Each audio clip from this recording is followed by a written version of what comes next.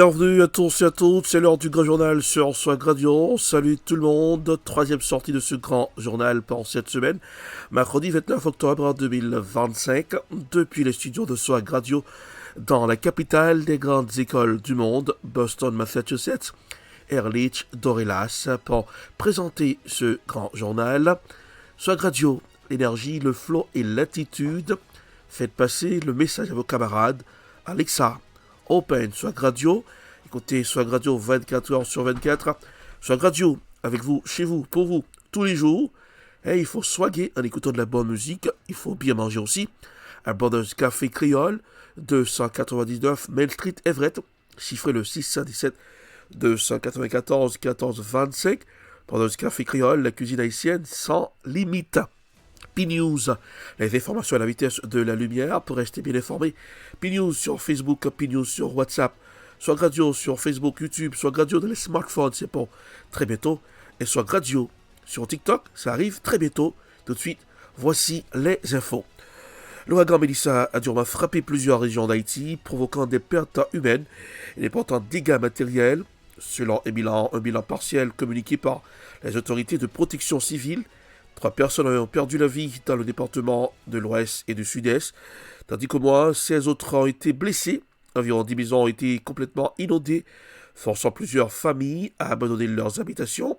Les fortes pluies et les vents violents ont également causé des coupures d'électricité, des routes bloquées par des arbres déracinés, des glissements de terrain dans certaines zones montagneuses. Écoutons un extrait dans ce grand journal.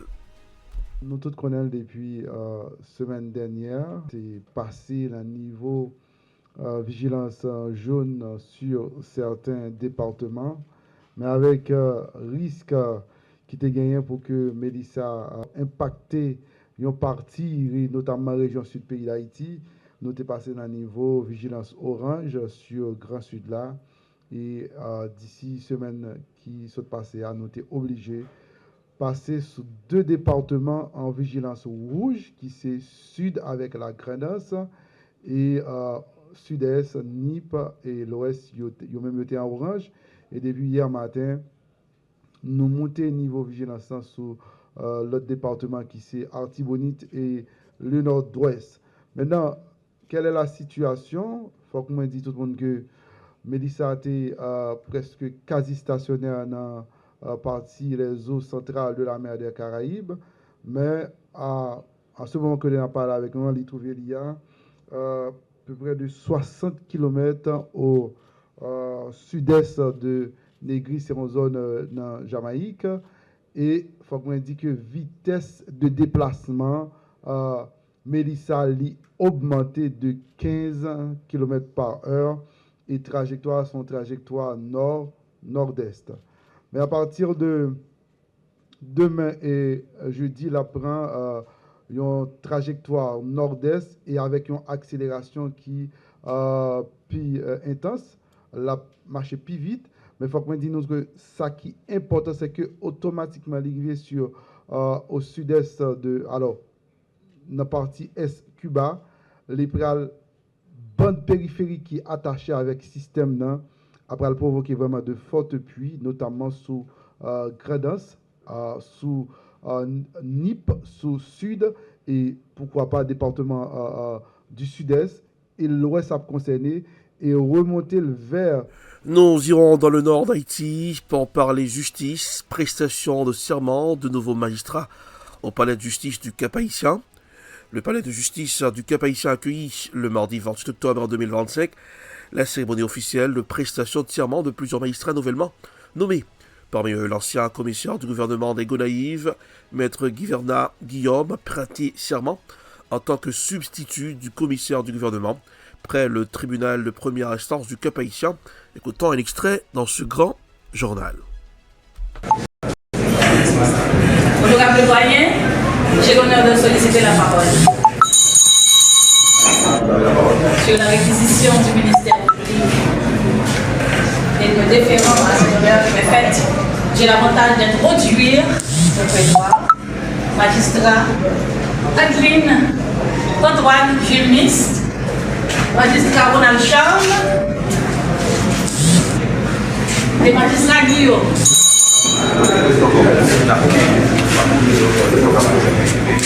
Nous croyons à vote. Ça va, merci.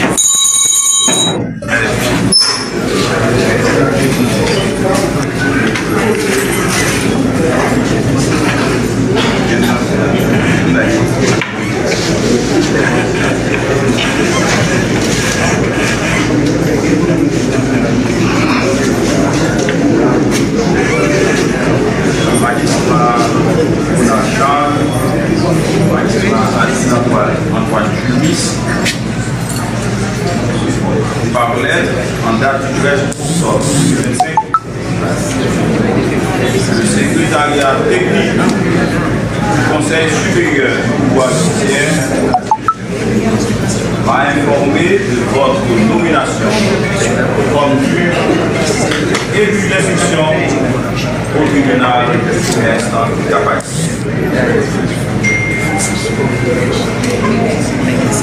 Et ensuite, par lettre en date du 24 octobre 2025, toujours le secrétariat technique du Conseil supérieur du pouvoir judiciaire m'a informé du transfert magistrat Yvernal Guillaume, substitut commissaire du gouvernement au parquet pour le tribunal de première instance. Le porte-parole de la primature Val Aîné a présenté le bilan des principales activités réalisées par le chef du gouvernement au cours de la semaine écoulée.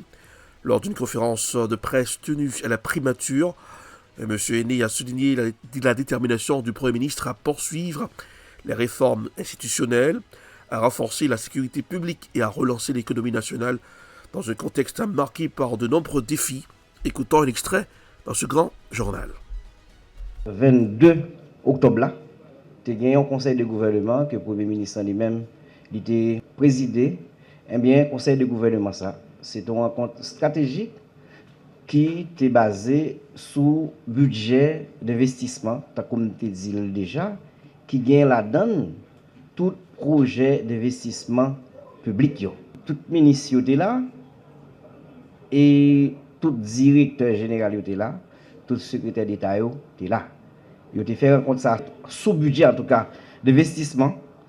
C'était question pour le Premier ministre avec tout ministre réfléchir ensemble pour garder qui meilleure formule, qui meilleure façon yo capable de procéder pour en fait mettre en œuvre tout ça qui gagne comme projet d'investissement public qui dans le budget 2025-2026 là qui c'est pilier politique, économique, social, sécuritaire et humanitaire du gouvernement.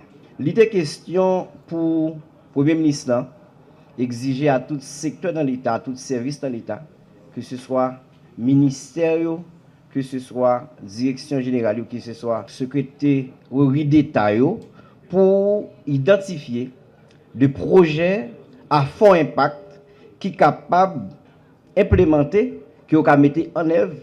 Donc, dans un délai qui pas dépassé 3 mois. L'objectif fondamental réunion stratégique, ça, c'est des questions pour vous ministre garder avec tout ministre pour identifier de manière rapide tout projet qui gagne dans le budget investissement qui est capable d'avoir un impact direct sur la vie, direct et rapide sur la vie, sur le fonctionnement population. Mais projet ça, c'est des projets qui pas doué dans implémentation, dans mise en œuvre, il pas dû dépasser donc 3 mois donc en réalité. Et non même moi comme ça, pour bien me santé. Nous restons toujours en Haïti dans ce grand journal sur le thème langue nous, héritage, résistance culturelle nous, avec en reprendre dignité. La plateforme des organisations du secteur religieux a célébré le mardi 28 octobre la journée internationale de la langue et de la culture créole haïtienne au parc Sainte-Thérèse à Pétionville. L'événement a rassemblé des représentants de plusieurs institutions religieuses, des responsables communautaires, des étudiants et des amoureux du créole venus honorer la richesse linguistique et culturelle du pays. Écoutons un extrait dans ce grand journal.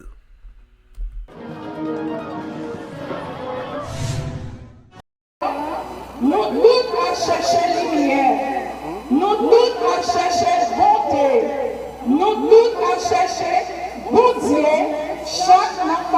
panne.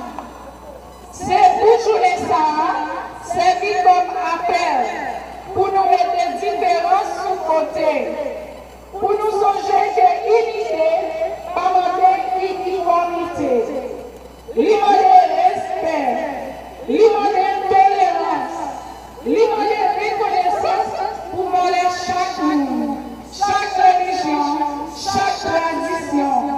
Je dois nous venir là, pas seulement pour nous parler à traiter, qui c'est l'autre activité, mais pour nous frapper tous les stéréotypes qui bâtissent la société, qui fait nous diversité, croyance, fait nous sommes monde, fait nous sommes haïtiens, évitez nous dialoguer, nous accord, pour nous pour nous même gens avec, pour nous garder manger, pour nous dire que haïtiens, nous vivons sur le même terre, nous à côté de l'autre, nous vivons pour moi, nous pasteurs, nous prêtres, nous astrologes qui là, nous programmes avec nos boyaux, nous haïtiens, parce que les parler,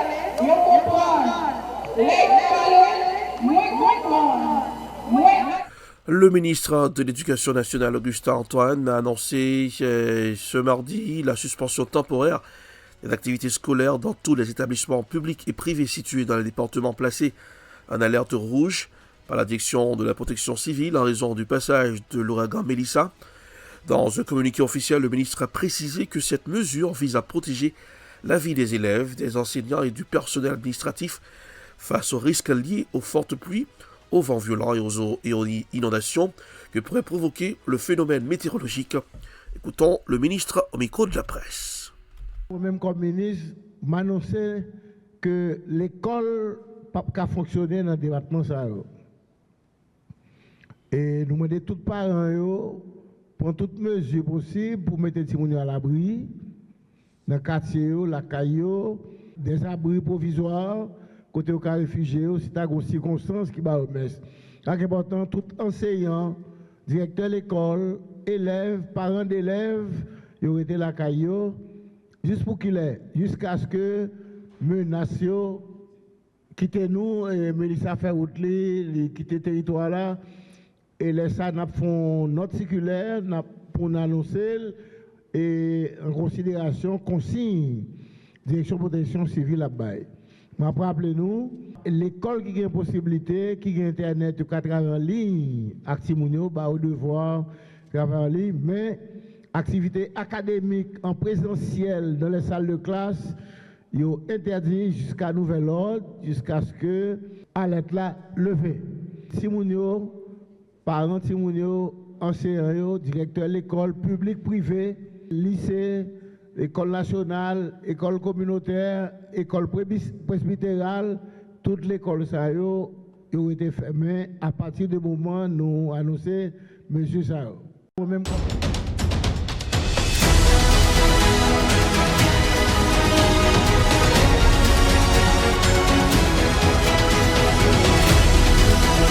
Alexa, open Swag Radio, c'est l'heure du grand journal sur Swag Radio.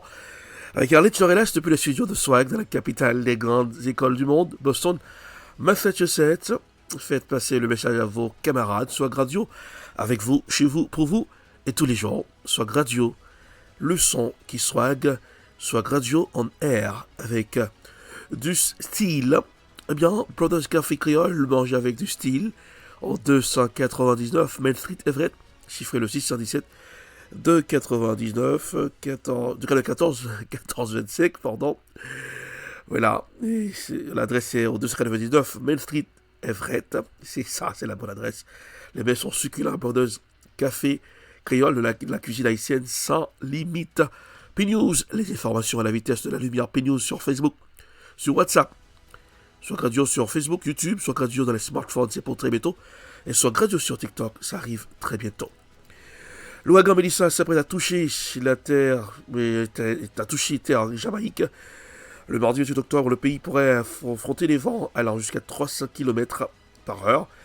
Mélissa a déjà fait 3 morts dans les Caraïbes, tandis qu'1,5 million de personnes se trouvent dans cette trajectoire. L'ouragan de catégorie 5 annonce comme le plus dévastateur en sol jamaïcain. Voici le reportage d'Aimé Lemieux, reporter à Radio-Canada. À Montego Bay, le vent est puissant. Tandis qu'à Kingston, la pluie tombe déjà abondamment, la tempête se renforce avant de toucher terre en Jamaïque. Un avion du US Air Force a d'ailleurs capté ces images de l'œil de Mélissa. C'est un ouragan massif aux conséquences extrêmes. Sa bande passante est énorme, dit le chef de délégation de la Croix-Rouge. 1,5 million de personnes pourraient être touchées et c'est une estimation très prudente, indique-t-il. Ne nous faisons pas d'illusions, il va y avoir des vents de 280 km/h et de 75 à 100 cm de précipitations.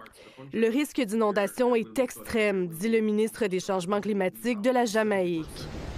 Mais des secteurs ont déjà été inondés, la police travaille activement.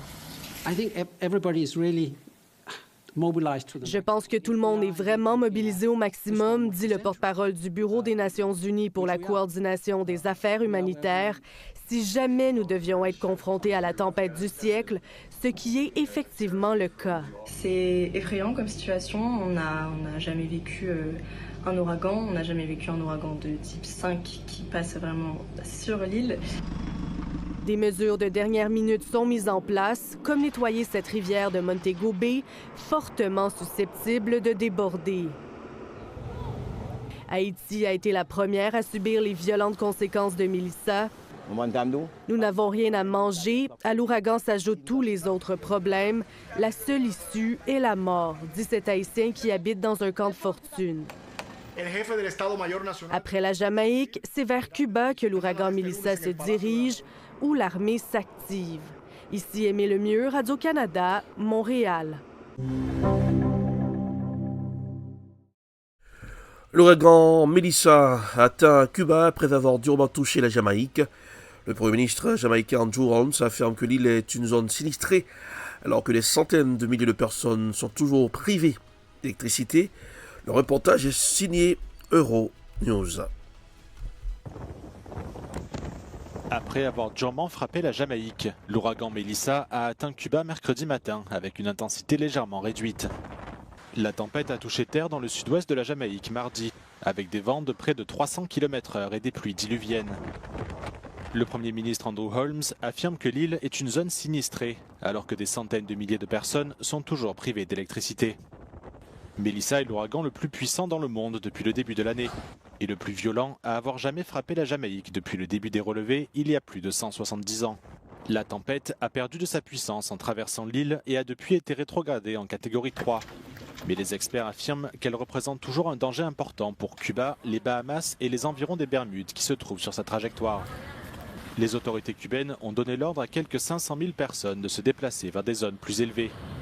Des avis d'évacuation similaires ont été émis aux Bahamas, tandis qu'en Haïti, à l'est de Cuba, les écoles, les commerces et les administrations seront fermés toute la journée de mercredi.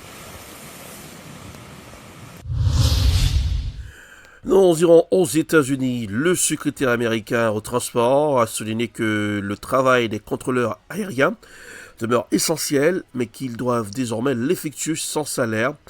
En effet, les contrôleurs aériens américains ont perdu leur premier salaire mardi, alors que cela fait bientôt un mois que le gouvernement fédéral est frappé d'un blocage budgétaire. Les dirigeants syndicaux font cas de tension.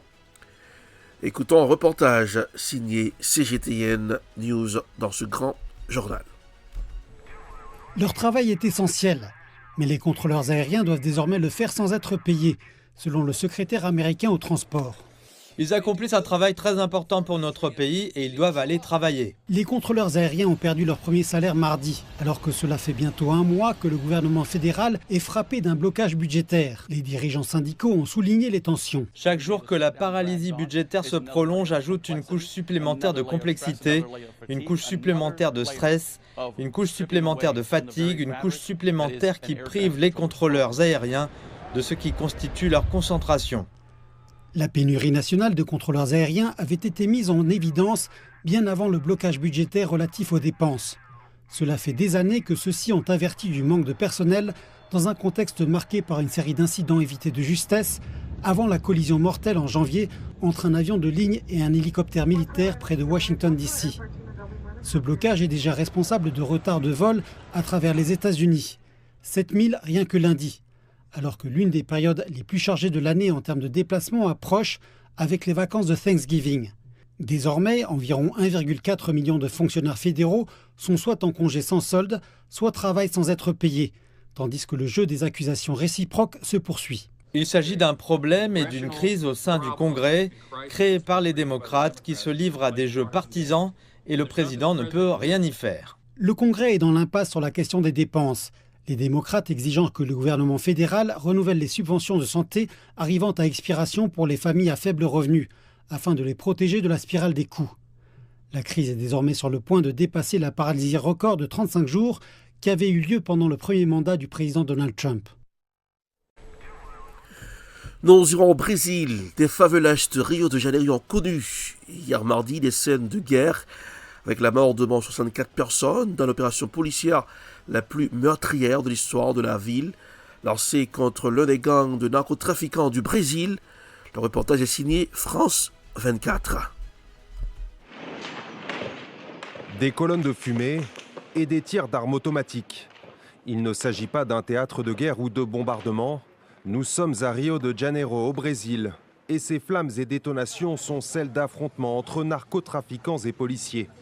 Mardi à l'aube, une opération anti-gang, la plus importante qu'ait connue la ville, a été lancée dans 2 quartiers au nord de Rio, des favelas situés non loin de l'aéroport international. Aujourd'hui, s'est déroulée à Rio de Janeiro la plus grande opération de l'histoire de nos forces de sécurité.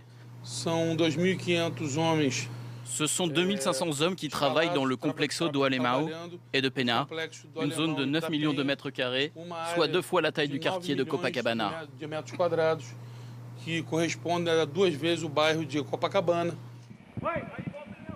Les affrontements ont coûté la vie à des dizaines de personnes, dont plusieurs policiers.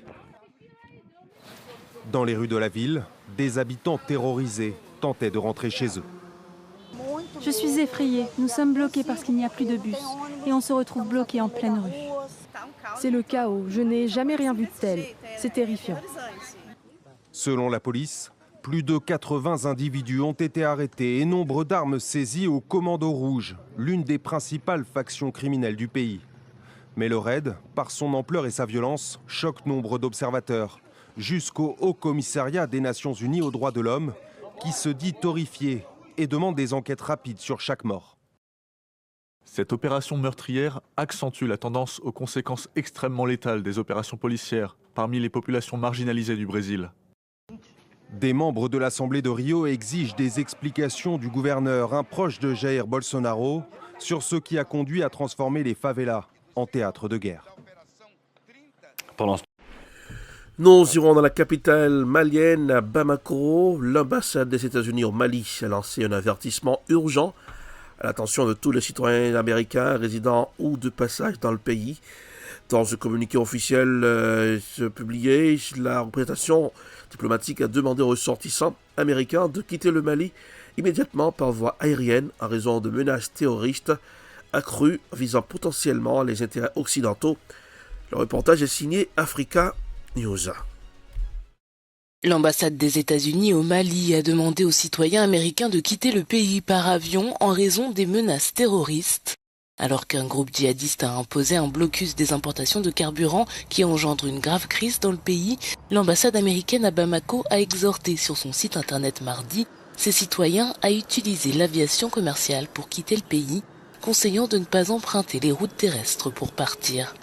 Il s'agit de la 2e alerte de l'ambassade en 3 jours, après celle du 25 octobre, qui déconseillait aux citoyens américains de se rendre au Mali pour des raisons de criminalité, de terrorisme et d'enlèvement. Le groupe Jamaat Nusrat al-Islam wal-Muslim, lié à Al-Qaïda, a annoncé en septembre qu'il imposait un blocus aux camions-citernes entrant au Mali dans le cadre de sa lutte contre les autorités militaires du pays.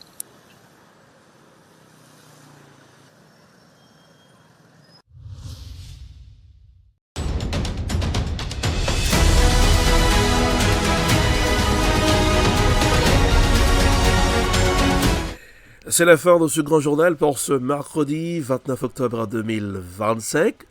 Oui, mais avant de partir, la couleur du temps pour ce mercredi.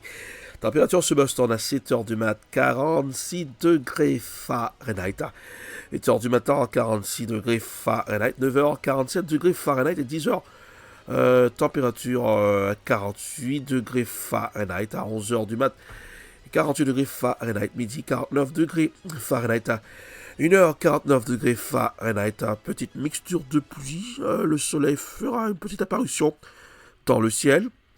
Et puis à 2h, 51 degrés Fahrenheit, 3h, 50 degrés Fahrenheit, 4h, 49 degrés Fahrenheit, à 5h, 49 degrés Fahrenheit, 6h, 49 degrés Fahrenheit, 7h, 48 degrés Fahrenheit, 8h, 48 degrés Fahrenheit, 9h, 48 degrés Fahrenheit, à 10h, 48 degrés Fahrenheit, 11h, 47 degrés Fahrenheit. C'est la fin de ce grand journal, merci de l'avoir suivi. Et avant de partir, faites passer le message à vos voisins. Alexa, open Swag Radio. Écoutez Swag Radio 24h sur 24, tous les jours avec vous, chez vous, pour vous. Swag Radio, l'énergie, le flow et l'attitude du flow de l'énergie pour booster votre système. Alors, il faut manger à Brothers Café Créole, l'alimentation équilibrée au 299 Main Street Everett. Chiffrez le 677 294 14 25. Brothers Café Créole, la cuisine haïtienne sans limite. P-News, les informations à la vitesse de la lumière, c'est P-News. Ah oui, P-News sur Facebook, P-News sur WhatsApp, les informations créoles, et puis Swag Radio sur YouTube, Facebook, très bientôt dans les smartphones, Swag Radio, sur TikTok, ça arrive très bientôt. C'est la fin pour présenter le grand journal Erlich Dorelas, depuis les studios de Swag Radio dans la capitale des grandes écoles du monde, Boston, Massachusetts. Joyeux mercredi, allez-vous c'est pour demain. Au revoir tout le monde. À demain.